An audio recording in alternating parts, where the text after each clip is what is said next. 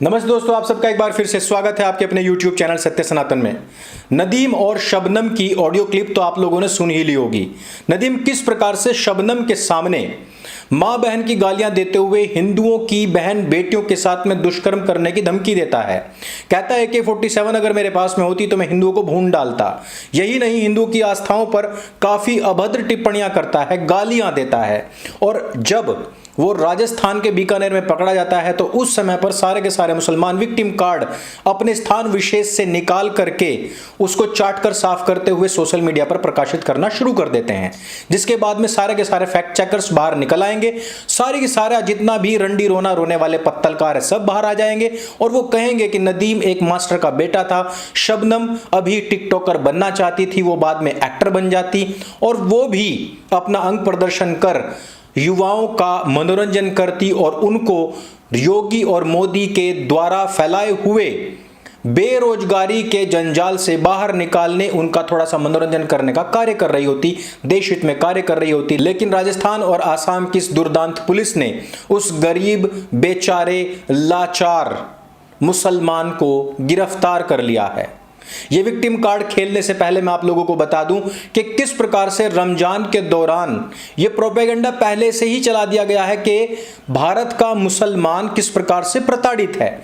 इस प्रकार के पिक्चर्स, फोटोज सोशल मीडिया पर चलाए जा रहे हैं, जैसे कि हिंदुओं के शूल के ऊपर चटाई बिछा करके मुस्लिम व्यक्ति नमाज पढ़ रहा है, अर्थात वो पूरी तरीके से शूलों पर टिका हुआ है।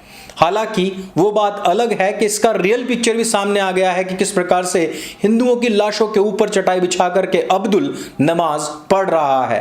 कश्मीर के अंदर जिस प्रकार से भारत विरोधी नारे लग रहे हैं, इस बात को प्रदर्शित कर सकते हैं कि 90s में जिस समय पर सोशल मीडिया नहीं होता था उस समय पर क्या हाल और क्या हशर हुआ करता होगा। इन सभी विषयों पर हम चर्चा करेंगे, लेकिन एक छोटी सी मन की बात मैं यहां पर करना चाहता हूं। सनातन हाट से आज 5100 रुपए वाला वेद का जो सेट था वो पूर्ण रूपेण समाप्त हो चुका है। अब यह आउट ऑफ स्टॉक हो चुका है और अंत में आने वाले जो ऑर्डर्स हैं उनकी डिलीवरी भी हो सकता है कि थोड़ी सी लेट हो, क्योंकि अभी प्रकाशक ने सारे के सारी जो पुस्तकें हैं वो दोबारा से प्रकाशित होने के लिए भेजी हैं। आप लोगों का बहुत बहुत बहुत धन्यवाद कि इस पवित्र समय में आपने अपने घर पर वेद मंगवाने की मुहिम में हम सबका साथ दिया है। लेकिन कुछ लोगों का सवाल था कि हम इनसे जो पैसा कमाएंगे शब्द बड़ा खास है, इससे हम क्या करेंगे। दोस्तों, इससे जो भी कुछ पैसा आएगा उससे हम एक ऐसा कार्य करने जा रहे हैं जिससे कि आप सभी को गर्व होगा कि हमने सनातन हाट से कुछ खरीदा, अपना दशांश उसमें दिया और उससे आज किसी गरीब सनातनी हिंदू भाई को कुछ कार्य मिल पाया, रोजगार मिल पाया या फिर उससे उसका धनार्जन हो पाया।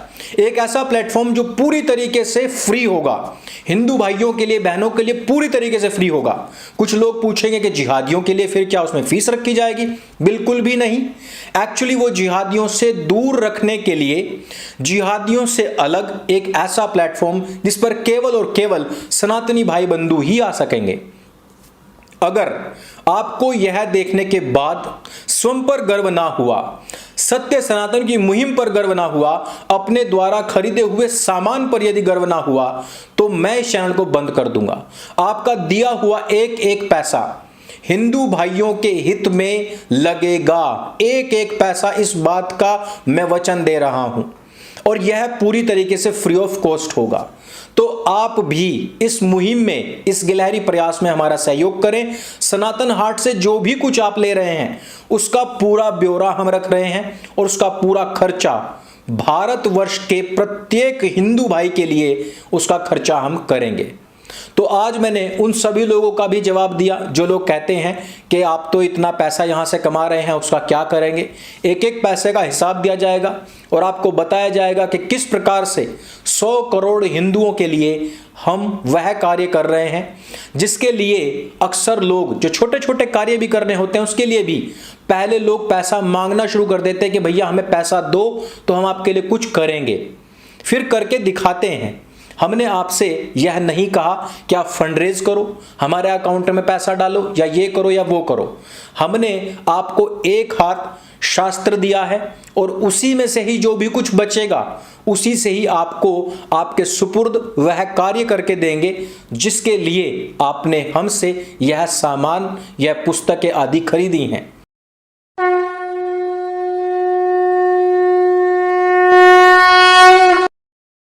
आज हमने कश्मीर से जो वीडियो आया उसको देखा।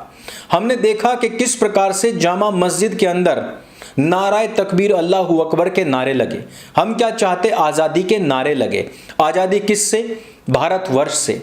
इस भारतवर्ष की उस विचारधारा से जिसमें हम और आप सबका साथ और सबका विकास, सबका विश्वास और सबका प्रयास की अवधारणा को सामने रखते हैं, जिसमें हम इस बात को सामने रखते हैं कि हिंदू टैक्स भरेगा और जिहादी कौम के लोग जो 40-40 बच्चे पैदा कर रहे हैं वो उसको फ्री में हड़पेंगे, उसका बड़ा हिस्सा वो फ्री में ले जाएंगे, चाहे वो अल्पसंख्यक आयोग के हिस्से में जाए, चाहे वो मदरसाओं के हिस्से में जाए, चाहे वो उनको बंटने वाले फ्री के राशन के हिस्से में जाए, या फिर गैस में जाए, या उनकी शिक्षाओं में जाए, या उन जिहादियों को यूपीएससी भेजने में जाए।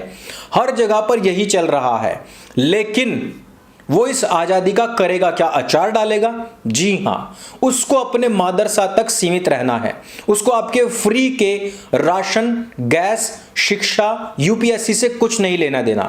वो लोग पहले भी कह चुके हैं हम आबादी बढ़ाएंगे और इस भारतवर्ष के ऊपर इसी लोकतंत्र के माध्यम से वोट दे करके अपनी हुकूमत, अपना शासन तय करेंगे और फिर देखेंगे कि इन हिंदुओं का क्या होता है। इसी बात को दोहराते हुए नदीम ने भी शबनम के सामने यही बात कही थी। जिन शब्दों का प्रयोग वो शबनम के सामने कर रहा था और शबनम जिस प्रकार से खी करके दांत फाड़ रही थी और अंदर ही अंदर वाचिक तौर पर ही सही उस कामुकता का एहसास कर रही थी, आनंद ले रही थी। हालांकि यह बताने की आवश्यकता तो नहीं कि इन लोगों में बचपन से ही ये सारी चीजें बनती हैं, चलती हैं, खुद में प्रैक्टिकल करके भी देखती हैं, उस बात को बताने की आवश्यकता नहीं है। लेकिन जिस प्रकार से वो आनंद ले रहे थे या ले रही थी, उससे भी ज्यादा भोंडापन इस बात में है कि उसको हिंदू शेयर तो कर रहे हैं लेकिन उसके ऊपर कोई जागरूकता आने को नहीं दिख रही है। हिंदू आज भी यही सोच रहा है कि कुछ दिनों के बाद में जब ईद आएगी तब हम किस प्रकार से उनकी झूठी बोटियां और सीर चखने के लिए जाएंगे, उनके हाथ से थूकी हुई मिठाई को लेने के लिए जाएंगे, किस प्रकार से वो जब हमें घर में बुलाएंगे तो हम उनका झूठन चाटने के लिए जाएंगे। ऐसे लोगों से हमेशा दूर रहिए क्योंकि ये लोग हिंदू नामधारी तो होते हैं लेकिन गाते और खाते उन्हीं का है। इस वजह से ये लोग छद्म हिंदू नामधारी जिहादी ही होते हैं। आपने देखा कि रमजान के पहले ही दिन राजस्थान के करौली में आगजनी करके वहां के कांग्रेसी पार्षद ने पुलिस के सामने ही हिंदुओं की दुकानों को आग के हवाले किया था। इस पर अभी तक भी कोई पूरी कार्रवाई नहीं हो पाई। राजस्थान की पुलिस अभी भी हिंदुओं को ही गिरफ्तार करने में लगी हुई है। हमने आपको यह भी बताया था कि कर्नाटक के हिंदुओं ने किस प्रकार से मंदिरों से पूरी तरीके से जिहादी कौम का जो सूपड़ा था वो सफाया कर दिया है। न वो वहां पर मंदिर में आ सकते प्रसाद की दुकान लगाने के लिए या खिलौनों की दुकान लगाने के लिए, ना ही वो ड्राइवर बन करके आ सकते और ना ही हिंदू अब हलाल मीट खरीदेगा। इस प्रकार से पूर्ण रूपेण आर्थिक बहिष्कार करते हुए हिंदू आगे बढ़ ही रहा था कि तभी हमें पता लगता है कि पिछले दिनों भाई की जो हत्या हुई थी उसके पीछे भी बड़े आतंकवादी गिरोहों का हाथ था। अभी जब मधु की हत्या हुई उसमें भी यही पता लगा और अब करौली जैसी हिंसा ही कर्नाटक में जो दोहराने का प्रयास हुआ है उसके पीछे भी उन्हीं आतंकवादी संगठनों का हाथ है। जिस प्रकार से पीएफआई का योगदान करौली में हिंदुओं को मारने में था, ठीक उसी प्रकार से यहां पर भी उसका हाथ और उसकी जो भूमिका है वो साफ निकल करके आने वाली है। जिस प्रकार से आतंकवादियों का संबंध कश्मीर में है ठीक उसी प्रकार करौली में है और ठीक उसी प्रकार से कर्नाटक में है। इन सब लोगों का गिरोह और इनका इकोसिस्टम जुड़ा हुआ है। ठीक उसी प्रकार से जिस प्रकार से कश्मीर को हिंदुओं से विहीन करने का प्रयास 90s में किया गया था, ठीक उसी प्रकार से जिस प्रकार से दिल्ली दंगों के दौरान इस बात की जो स्वीकृति आई थी कि यहां से हमको हिंदुओं से विहीन क्षेत्र बनाना है, ठीक उसी प्रकार से चाहे वो करौली राजस्थान हो, चाहे राजस्थान के अन्य क्षेत्र हो, चाहे फिर कर्नाटक के मुस्लिम बहुल क्षेत्र हो, सबको हिंदू विहीन बनाने के सतत प्रयास चल रहे हैं। आप लोगों की जागरूकता की यह परीक्षा की घड़ी है। इस समय पर हमें शस्त्र और शास्त्र दोनों ही अपने हाथ में रखने होंगे। एक हाथ में माला तो दूसरे हाथ में भाला, अर्थात अनुशासन और प्रशासन की सहायता से जो हमारा विधान है, जो हमें कानूनी सहायता मिली हुई है, दोनों रूप से हमें आगे बढ़ने की आवश्यकता है। हमें शारीरिक और मानसिक बौद्धिक तौर पर बलिष्ठ होने की आवश्यकता है। अपने इतिहास और अपने धर्म को जानने की आवश्यकता है। धर्म क्या है, अधर्म क्या है, सत्य क्या है, असत्य क्या है, इन सब को अलग अलग जानने की आवश्यकता है।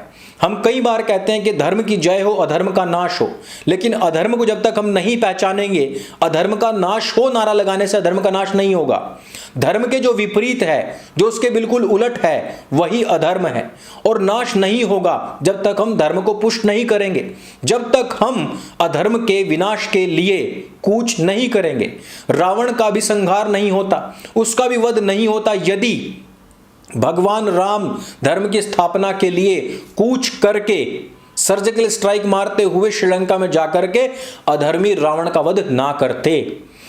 अधर्म का नाश जो है वो घर बैठे बैठे नहीं होगा, नारे मारने से या फिर भभूत लगाने से या दिए की धोंक ले लेने से अधर्म का नाश नहीं होता है।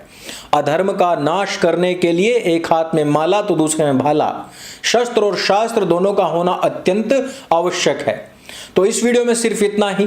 अधिक जितनी भी नकारात्मक चीजें संसार में हो रही हैं और जिस प्रकार से इस जिहादी कौम का यह आताताई स्वरूप सब लोगों के सामने आ रहा है, स्पष्ट रूप से यह वक्त तो सही है कि इसको एक्सपोज किया जाए, इसके बारे में लोगों को बताया जाए और इससे लोहा लेने, इसका सामना करने का जो दमखम है उसको डट करके सामना कर इसको समाप्त किया जाए, क्योंकि सनातन ही ऐसा धर्म है जिसने सबसे ज्यादा लोहा इस जिहादी कौम से, इस राक्षसी प्रवृत्ति के लोगों से लिया है।